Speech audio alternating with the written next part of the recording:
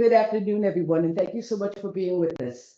Welcome to our very first premiere, Professional Women's International for our Jazzy Jays Community Development. I'm Loretta Green Williams, founder and chief executive director for Women of Concerned Professionals and Strategic Conscious Networking. Now, WOCPSCN is a nonprofit organization that is dedicated to advancing gender equity and equality and social economic sustainability through community-centered programs. Now, we're grounded in 4 pillars: women's health, education, community development, and global sustainability. We strive to create transformative opportunities for underrepresented communities, particularly with those of girls and women. Today's discussion, we're going to talk about gender equity and equality through sports, the importance and the impact of sports, and how it can lead to leadership among the framing. We do want to acknowledge our chair of the International Sports Opportunity Committee that cannot be with us today due to illness, Mr. Jeff Thompson. Now, Jeff Thompson is a 5-time world karate champion in competitive sports. He's a proven coach with methodologies that inspire and empower leadership among various industries.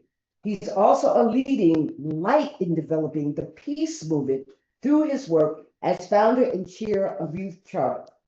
Jeff led Great Britain's team to the 3rd World Cup titles and was MPV on each occasion. Jeff has over 30 years of experience in coaching, development, policy strategies, and local, national, and international projects. Jeff, we miss you.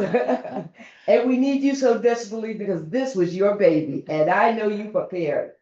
Just to let you know that every Friday for the last 5 months, Jeff and I met to get to this day. And him not being here, I know he feels heartbroken, but we must move forward. So first I want to do is to introduce our discussionists.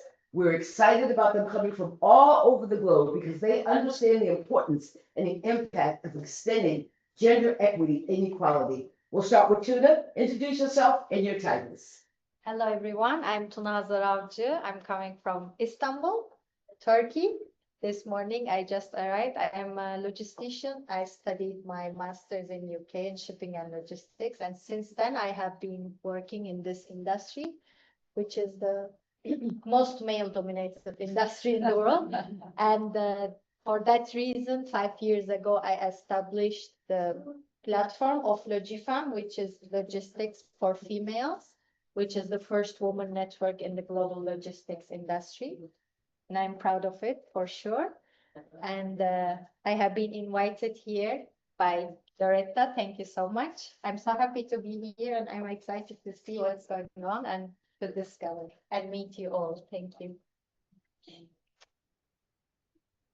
Nice to meet everyone. I'm Ronni Savage, COO and Sports Opportunity Director of WOCPSCN.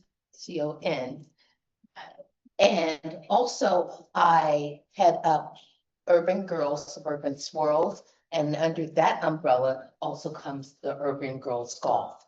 And what we do is sports through education for our young women, because we have found a need for young women to come into the sports. Thank you for letting me be here. Pleasure joining these amazing roses. I'm happy to be the thorn among the roses, but Lyndon Taylor, I'm the president and CEO of Lyndon Taylor Associates, public relations consultancy based in New York. Have worked in sports, and I established the first Jamaica Women Pinnacle Awards earlier this year, honored 26 women, and we'll have the second such award in Kingston next year. So I'm honored to be among the distinguished ladies. And hi, everybody. I'm Tina Greenbaum here from San Francisco, and I'm the CEO and the founder of Mastery Under Pressure, and where we teach the mental skills for sport, for business, for everything, including life. And I also specialize in conflict resolution. And thank you so much, Loretta, for having me. It's lovely to be here. I'm Amanda Campbell. I am on the Board of Trustees for WOCPSCN and the Education Director. And my background is really in geology, also heavily male dominated. And I'm a college professor. Wonderful. Thank you so very much, panelists. We really appreciate your time and your presence and your commitment for change. And that's what this is all about. Social economic change. And we do understand that the social economic perspective is the thing that is holding quite a few women and girls back. If we can get them to the level of economic strength and growth, we can get to the level of equity and sustainability that we're looking to achieve. Today's conversation, we're going to talk about women in sports and the importance of the aspects of that. So we want to explain a little how this evolved, and then we'll go into discussion about it. Under the sports opportunity, we created the Girls World platform. That platform was to establish using it as an educational tool to advance girls, which is very different from just teaching a sport and then moving forward. What we're saying is the education of it can enhance their global growth and direction because it gives them a wider perspective.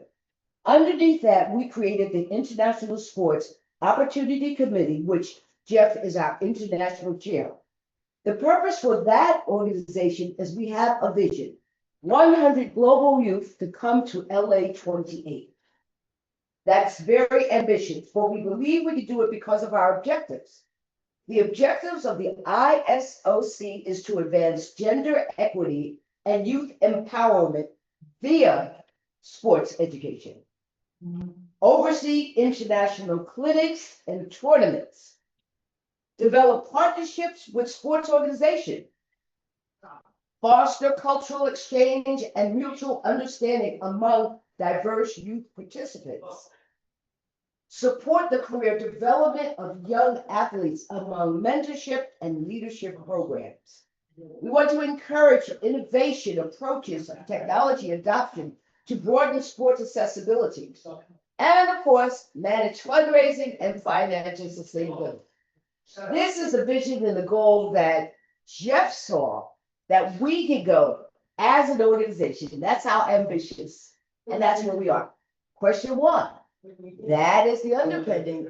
What are your thoughts on women in sports, particularly since the 2024 Paris sports had 50% women engaged? And now we see all these professional sports, women's organization. Is that establishing gender equity and equality? Well, just to start with, I think Jamaica's team to the Paris Olympics, we had 58 athletes and it was 29 females and 29 males. So it showed, Jamaica certainly trying to advance its own kind of policy framework of gender parity and gender equity. So, we're happy in terms of Jamaica being one of the leaders in sport and, in track and field athletics, as we see now. World loved Jamaica. Yes. We do. We always do. I think you also have to look at even if there's participation, how are those athletes being supported? And so I know there's been some pushback from women athletes from the US where they're not as well supported as the male athletes. And so there's been some recent pushback on that of, well, if you want us to participate and make this so that we can keep doing it, then you have to support us at least equally financially, but then also they've started to accommodate like mothers, Exactly. Not just nursing mothers, but mothers with small children, which makes a huge difference. I've dealt with this myself in the professional world where if you have that support, then you can actually participate. And if you don't, it's very difficult.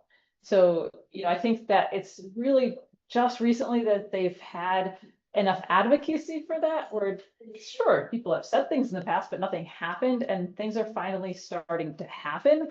And so it's not just about the numbers of participants, but how we support them and allow them to continue as athletes.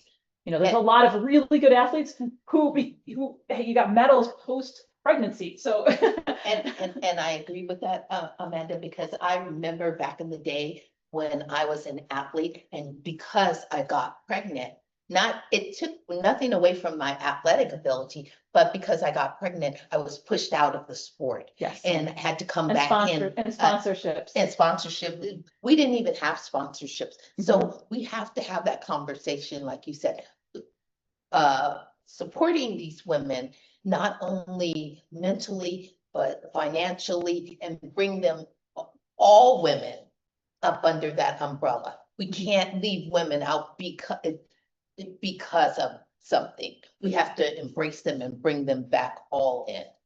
Yes, and we've seen just women taking greater charge, whether it's Alison Felix, as we've seen, Yes. and Shelley and Fraser Price. So all these women being at the forefront and, Exactly. being advocates for themselves and the other Where women. they now Exactly. have power to Yes. help. So Exactly. I feel them like pulling up, and helping others where they didn't feel themselves, they had that And support. giving them the voice to bring other women into the conversation. So what happens then, with these ladies then, if they have an afterlife? What might an afterlife look like? Like after sports. Yeah, Oh, look at the WNBA, the head of the WNBA vice president. She is a woman that played basketball at her school. She played in Florida. And now she's heading up the WNBA at the highest level. So there is a whole afterlife through her education. Not only did she garner an education, but then after her education and her playing on sports, what sports brought her into teamwork, it helped her with her communication skills. All these things developed her and helped her become in the position that she has now for the Sparks. And LA. the Atlanta Hawks, the owner, Yeah, she's former player as well. So exactly. we see women kind of taking the And greater the role. sports broadcasters. Exactly. Like there's more females now than there used to be. And it's not just the sport that they play, they're expanding out into other sports. But they're also expanding out into business. Yes, I was actually gonna mention that. So what has been your experience with that?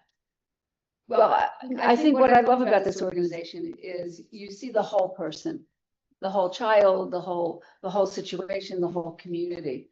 And there's one part with the social part, another part with the sports, another part with the education, another part with the mental side.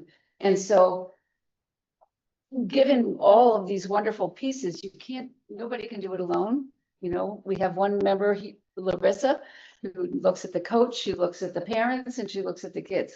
She's got that triangle going. So this idea of it's global, but it's also micro and it's also macro.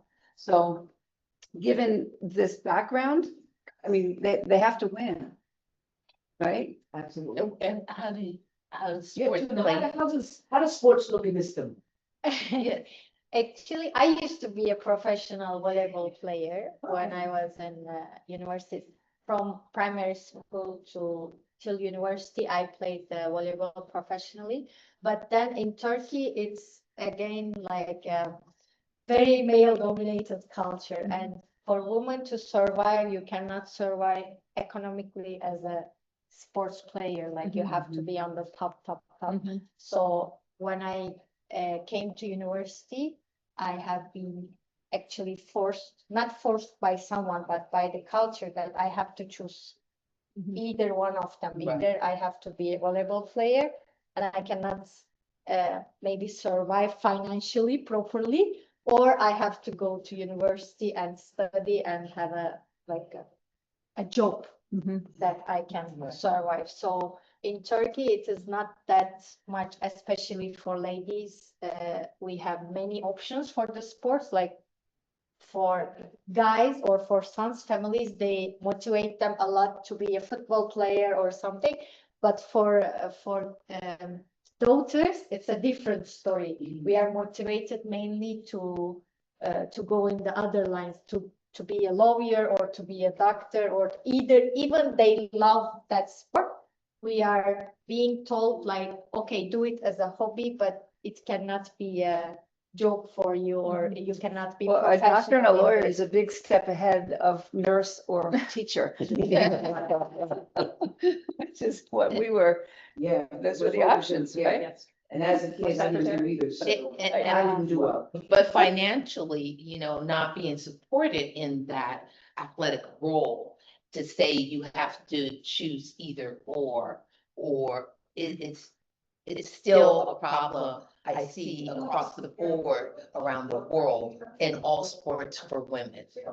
And so we're really trying to open that up, and that was Loretta and our vision, to open that up for these women, because we saw the need for it, because making that either or choice was not an option.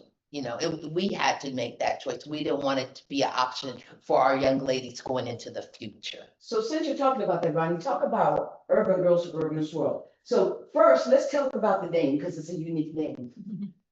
Ronnie being urban, me being suburban, we had to make an incorporation. So, and girl is very colloquial. Right. It's very ethnic, girl. Oh, yeah. Yeah. Oh, yeah. And then suburban swirl. Swirl. because we got a little swirl. Yeah. And that's how we came up with the name. So it encompasses all.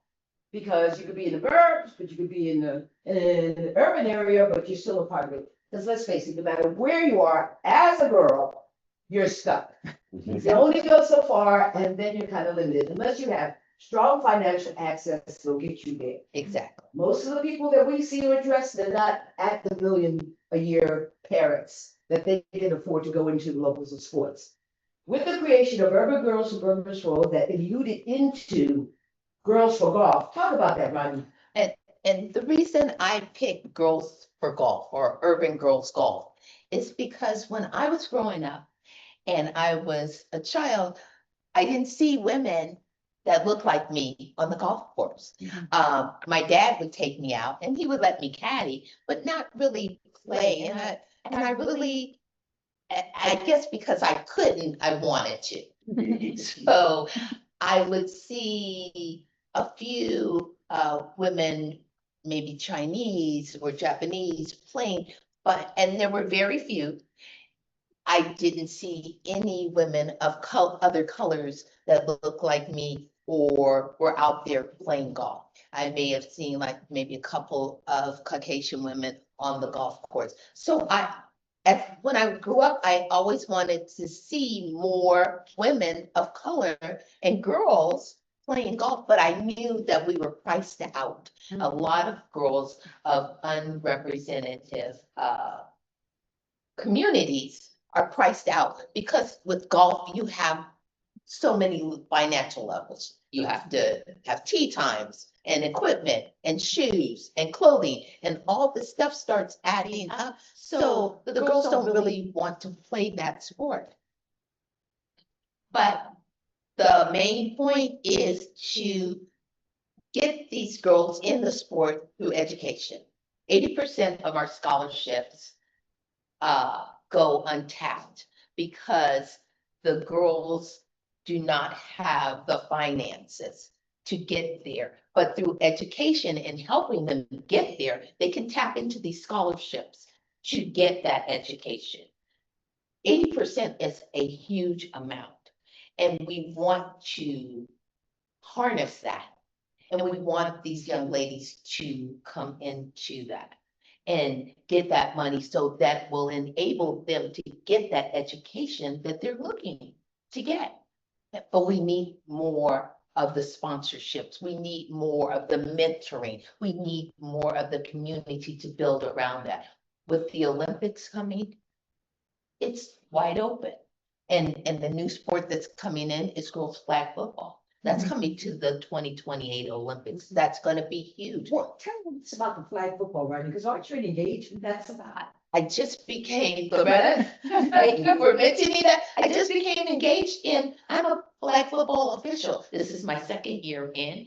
I picked up tackle football as well to give me a broader perspective. But colleges now are recognizing that. Scholarships are being made available to these women to put them at the Olympics in 2028. being a part of that is so exciting at this time. To see how many girls, I have never seen a sport to grow from zero and just take off. We have more than doubled our teams at the high school level In a year. in a year.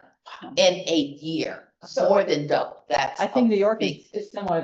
They just, all of a sudden, they had a bunch of teams. Exactly. And we've, again, started at nothing. Exactly. Last year, we, barely had enough teams, barely had enough officials.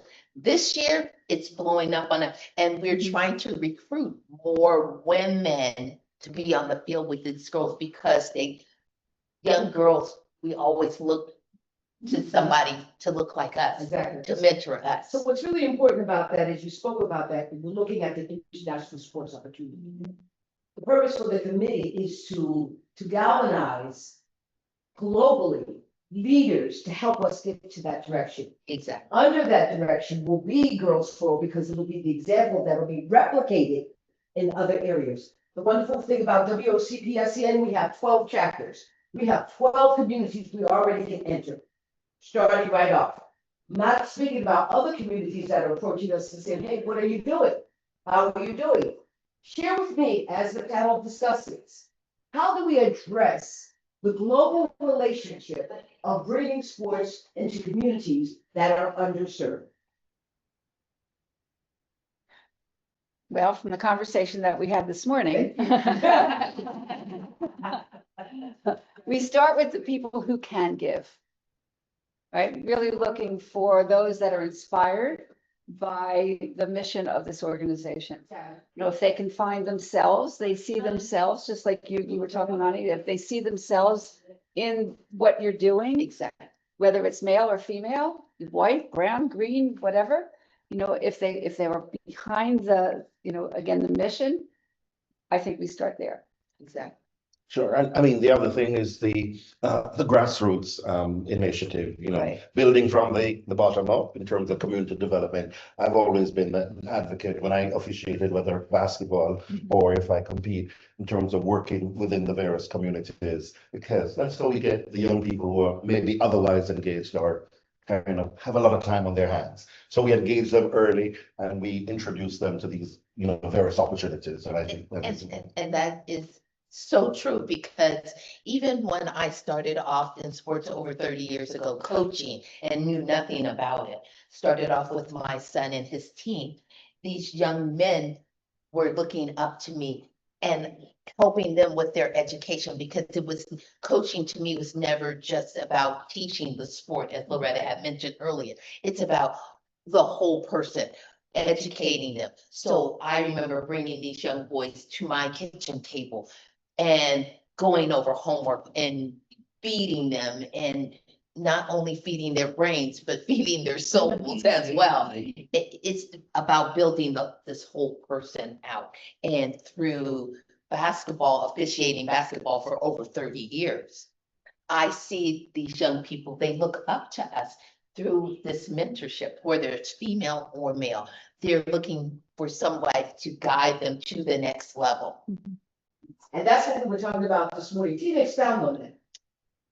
Well, I was just thinking, as you're talking, my husband just turned 82 this summer, and he is still teaching tennis, and he was a high school teacher, and he always taught the kids that nobody else wanted.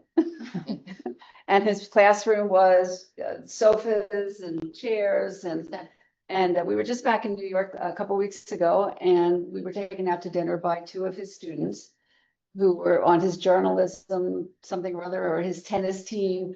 And it's just constant in terms of the letters that he gets, the people that he has made a difference. And it's the same thing. We went to India for a wedding for two of his students. And so his life as a coach, as a teacher, as a mentor, is a wonderful example of exactly what we're talking about. And I love what you said too, Lyndon, from the top down and the grassroots up. Exactly. And that's where we have to kind of meet.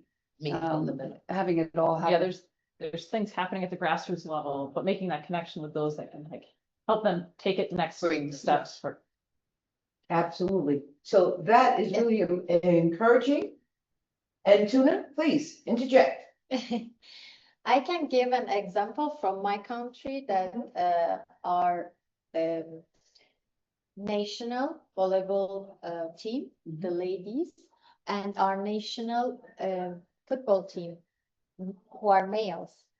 And when they were flying for the tournament of World Cup, or I don't know, males or football players, they have been fly on business class by our government. But the volleyball players are ladies who are almost like 1.90. You know, the football players are like this, but the volleyball players are like what? And they have been flight economy. And when this economy class, and they are both national Turkish team. Yeah, they are champions. They were like going for the national World Cup or European Cup. I don't remember, but this is the gender inequality that we face, obviously, in sports in my country. And of course, we have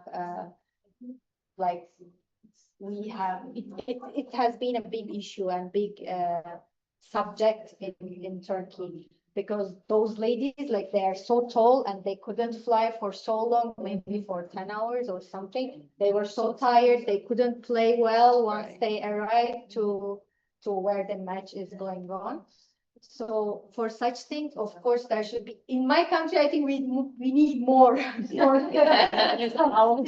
definitely. No, it happens it's in other countries. And I mentioned to Loretta years ago, the women's basketball team, Jamaica, had a pre-qualifying tournament for the Olympics, and the men, they were also in competition, and the men were put up in a hotel. The women had to try and figure out where they're going to stay. I mean, and that was when I said, oh my God, I'm going to be fighting for these women. I'm going to take on this as my cause, just to ensure that, It's common. It's common.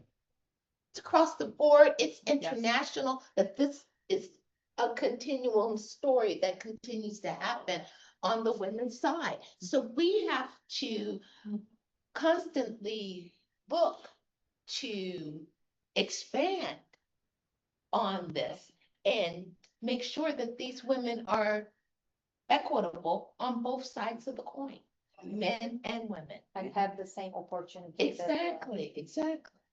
Absolutely. And so that is the purpose for the ISOC relationship. We comprise leaders from the fields of sports, education, and advocacy. And what we do is we're pulling them together to ensure that there's equity for the next Olympics. And once those systems are in place, there's no reason for them to be removed, because we know that they are effective. And Jeff, I wish you were here. I know you have so much to say, but we're honored that you are a part of this. And you are definitely a wonderful leader for us. Thank you so much, Jeff. Last words for the panel. We'll start with you, Amanda. We'll end with you.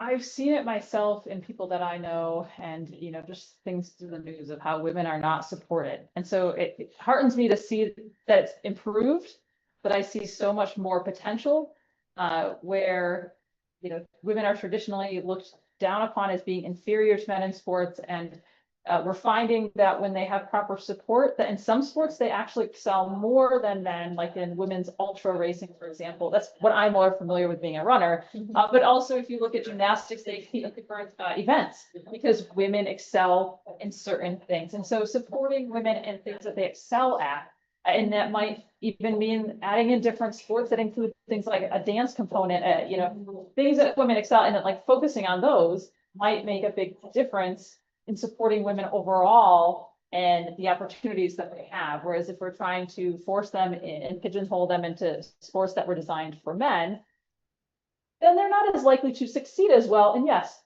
they will be quote unquote inferior, but you're trying to force them into a thing that it's something that they're not designed for. And so I think, there's many ways to support women, and there's a lot of different ways that we can improve the situation for women in sports. Absolutely. And so what I'm thinking about is Lyndon here as our one male in this group, and Jeff is not here. But a lot of the things that I think about in terms of when we hit resistance, right?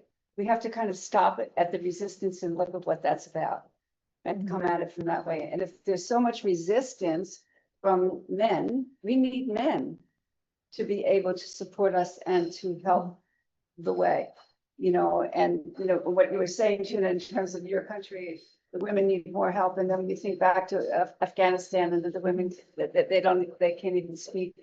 And so there's a gradation, you know, in the US, it's bad. In other countries, it's intolerable. Yeah. Right. Yeah. And so how do we gather great men who have big hearts and big minds and big pocketbooks to be able to support us? Yeah. Yes, yes. I just want to say, I think there's been some strides made, but I think we still have a far way to go. But I'm happy to be an ally and to, you know, join the cause. One of the things in Jamaica, not only at the athletic level, but they've done a great job in terms of the administrative level, the Jamaica Olympic Committee, you know, advancing the IOC agenda to ensure that there's parity on the boards and in certain organizations. A number of the sporting organizations are led by women. So we want to show that women, they also have the power. And I just want to be an ally and say, let's give them an opportunity. Yes.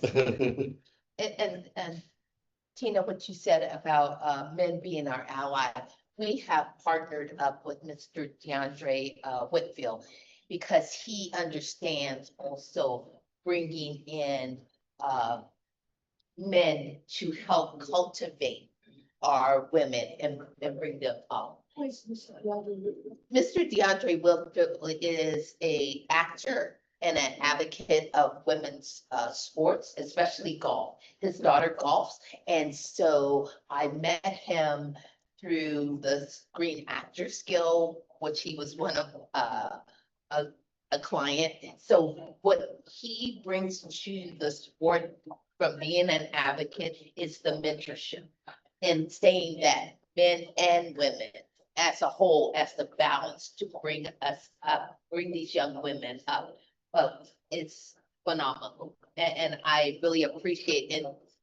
He comes in with you, London, and with Mr. Jeff, and just to help us create this space for these young women to come up in the unrepresented areas of urban growth.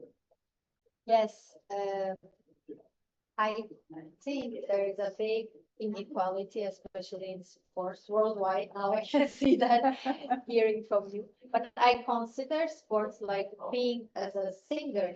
Like if you have the voice, you can sing. So it's not about genders. So women can play nice football, women can play nice basketball as well. But worldwide, it is like discriminated, or it's many sports that are assigned for women, but men only, like golf. In Turkey, like it has been almost last 15 years. Women just started be able to play golf in my country. I play golf as well. Yeah, Fantastic. but when you go there, like 99% you see men only. Yes. So it's being considered as a male sports or man type of sports, but it shouldn't be like this. It should be based on your skills or your talents or your if you are interested in or not. So it shouldn't be seen or considered based on the gender, but the skills or the talents. So panelists, thank you so much for your conversation, your discourse. I think that we have a lot of work to do, but we're excited about the challenge. And that is always the case. I love a challenge. And that gives us the opportunity. There's a lot of opportunity there. Absolutely. So thank you very much. Thank you. And Jeff, thank you, we love your Loretta. condition. Thank you, Loretta, too. Thank you. Hello, Jeff. Love you.